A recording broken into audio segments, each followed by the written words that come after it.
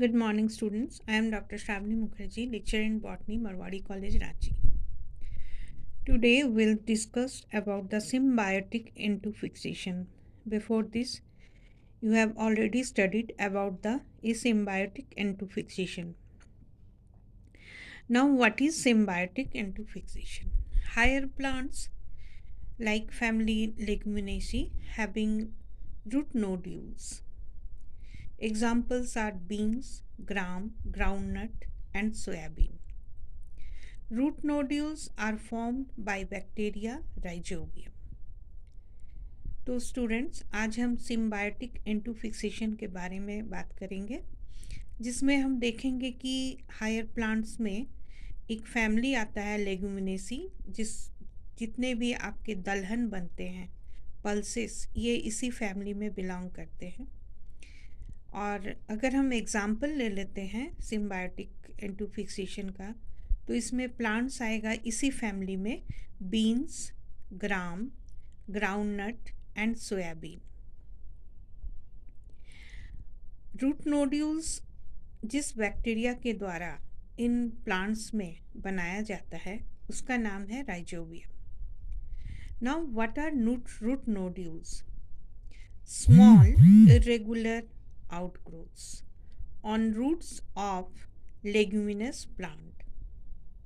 तो अगर आपसे कोई पूछे कि व्हाट इज़ रूट नोड्यूल्स, तो आपको बताना है कि छोटे छोटे स्मॉल इरेगुलर आउटग्रोथ्स बनते हैं जो लेगुमिनस प्लांट्स में पाए जाते हैं, उनके रूट्स में पाए जाते हैं। ओके स्टूडेंट्स, तो अब हम पढ़ेंगे कि प्रोसेस क्या है रूट नोड्यूल्स बनने का,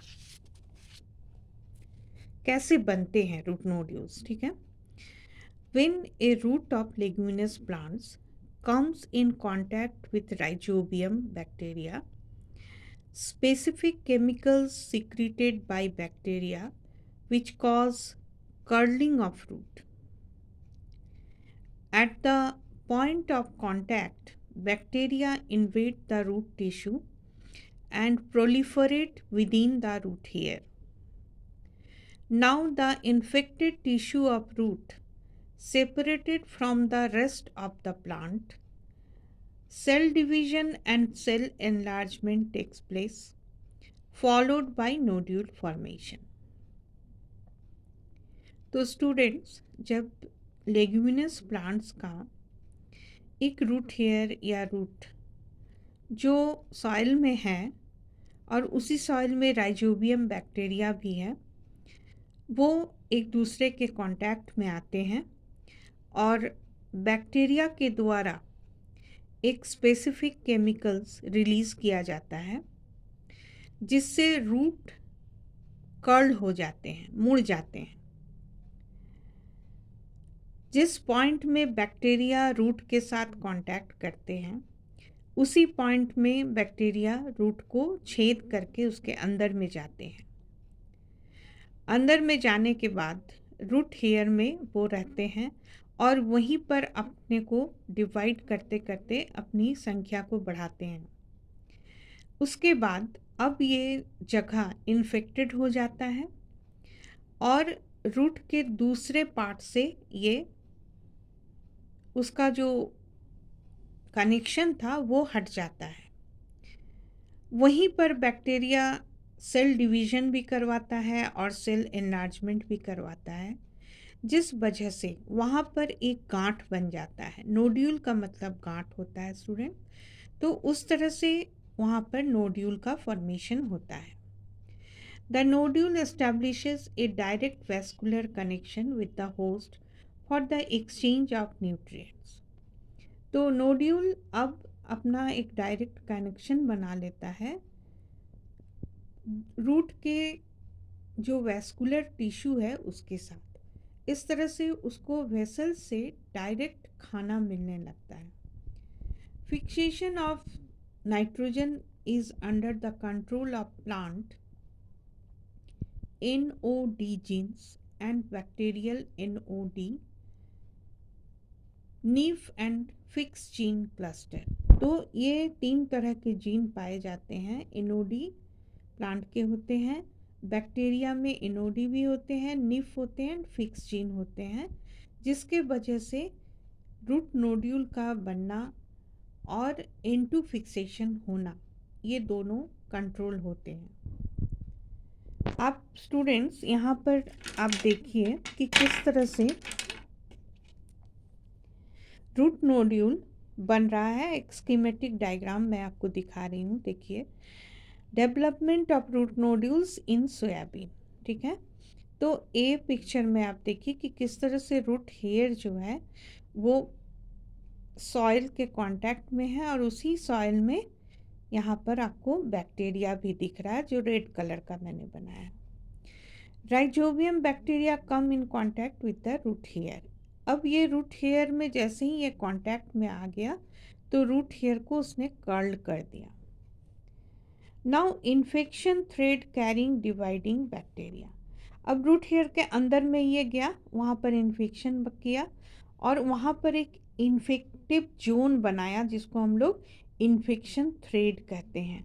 ये इन्फेक्शन थ्रेड अब इस रूट हेयर के अंदर से पूरे सेल रूट में जा रहा है। ये रूट का सेल है, ये रूट हेयर है, ठीक है।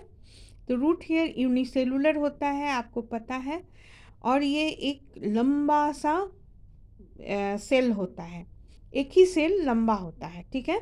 इस तरह से ये इन्फेक्शन इसके अंदर में गया, ये रूट का सेल है, ये रूट हेयर है, और इस तरह से एक इन्फेक्शन थ्रेड बना। इसी इन्फेक्शन थ्रेड में बैक्टीरिया अपना जो प्रोलिफरेशन है यानी डिवीज़न है वो बैक्टीरियल डिवीज़न होते रहेगा। और इस तरह से ये एक देखिए लास्ट में क्या हो रहा है, अब ये पूरे सेल में घुस गया है और यहाँ पर वैस्कुलर बंडल से ये डायरेक्ट कांटेक्ट बनाए हुए हैं न्यूट्रिएंट सप्लाई के लिए, यानी वैस्कुलर बंडल में जो खाना बन रहा है वो बैक्टीरिया को मिल जा रहा है। ये इन्फेक्टेड सेल है और ये पूरा स्ट्रक्चर एक देखिए राउंड शेपेड स्ट्रक्चर बन गया है जो कि मल्टी सेलुलर है और यही रूट नोड्यूल है। Okay students, now the root nodules are pink in color due to the presence of lake hemoglobin, the nitrogen fixing enzyme nitrogenase of the bacteroids functions under anaerobic conditions. Lake hemoglobin by combining with oxygen protects and maintain the activity of nitrogenase. तो एक nitrogen fixing enzyme होता है जो bacteria में पाया जाता है, इसको कहते हैं नाइट्रोजिनेज, ठीक है। ये जो है ये एनाएरोबिक कंडीशंस में ये लेग हीमोग्लोबिन पाया जाता है जो बैक्टीरिया में, वो ऑक्सीजन के साथ मिल के बनाता है, ठीक है। और ये नाइट्रोजिनस एंजाइम को भी प्रोटेक्ट करता है। Now symbiotic into fixing bacteria, ये मैंने कुछ लिस्ट आपको दिया है स्टूडेंट्स, इसको आप याद कर लेंगे। इसमें कुछ नहीं है, इसमें है कि सिम्बायोटिक रिलेशनशिप जितने भी बैक्टीरिया के हैं वो किस किस प्लांट में पाए जाते हैं। तो आप देखिए कि जैसे इनटू फिक्सिंग जो बैक्टीरिया है ये रूट अभी हमने पढ़ा ये इसके पहले, तो उसमें सिर्फ लेग्यूमिनस प्लांट्स के बारे में पढ़ा था। अब आप देखिए कि जो नॉन लेग्यूमिनस एंजियोस्पर्म्स है वो कौन कौन से हैं, ये रूट में ही है। तो देखिए कैजुराइना है, एल्नस है, ठीक है। अब है रूट्स ऑफ जिम्नोस्पर्म्स, ठीक है। तो इसमें है साइकस एंड पोडोकार्पस, याद रखेंगे स्टूडेंट्स आप, साइकस एंड पोडोकार्पस। नंबर 2 में है vascular plants contain nodule on stem and leaves. देखिए स्टेम एंड लीव्स में भी नोड्यूल पाया जाता है, किसमें, तो एक है सिस्बेनिया, दूसरा है अर्डिसिया, साइकोट्रिया, ठीक है। Now cyanobacteria symbiotic association with plants, तो ये साइनोबैक्टीरिया है जो सिम्बायोटिक एसोसिएशंस करते हैं प्लांट्स के साथ, तो इसमें ब्रायोफाइट्स आते हैं स्टूडेंट्स, आप याद रखेंगे। इसमें जिम्नोस्पर्म एंजियोस्पर्म्स नहीं है, रैदर इसमें ब्रायोफाइट्स हैं। नाम है एंथोसेरस, एनाबिना, एजोला, तीनों ए से ही है, इसलिए आपको आसानी होगी याद करने में। और ये तो रूट्स आप जान ही रहे हैं। साइनोबैक्टीरिया भी है।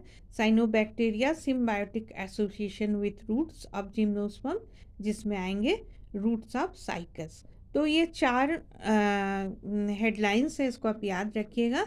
एक है symbiotic interfixing bacteria with the roots of angiosperm. दूसरा है कि स्टेम लीव्स में कहाँ पाया जाता है। और थर्ड है कि साइनोबैक्टीरिया कहाँ पाए जाते हैं, ब्रायोफाइट्स में पाए जाते हैं। और फोर्थ है साइनोबैक्टीरिया जो जिम्नोस्पर्म में पाए जाते हैं। ओके स्टूडेंट्स, तो बहुत आसान था। और देखिए एक फिफ्थ है cyanobacteria symbiotic association with lichens. Lichens तो आप पढ़े ही थे प्लांट किंगडम में कि ये एक सिम्बायोटिक एसोसिएशन होता है फंजाई का। तो इसमें साइनोबैक्टीरिया भी आते हैं और ये लाइकेंस बनाते हैं, ठीक है। बैक्टीरिया और फंजाई का एसोसिएशन होता है।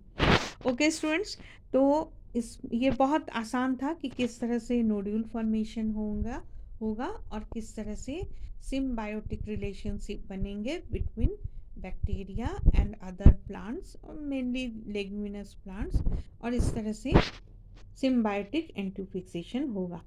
इसके बाद मैं आपको पढ़ाऊंगी कि सिम्बायोटिक एंटोफिक्सेशन का मेकनिज़्म क्या है, ठीक है। Okay, thank you students.